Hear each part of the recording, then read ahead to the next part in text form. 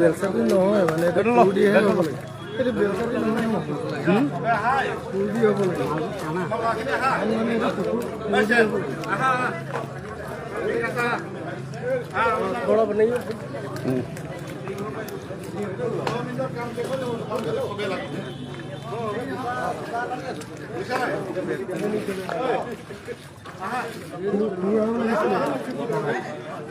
खूब লাগিছিলে আৰু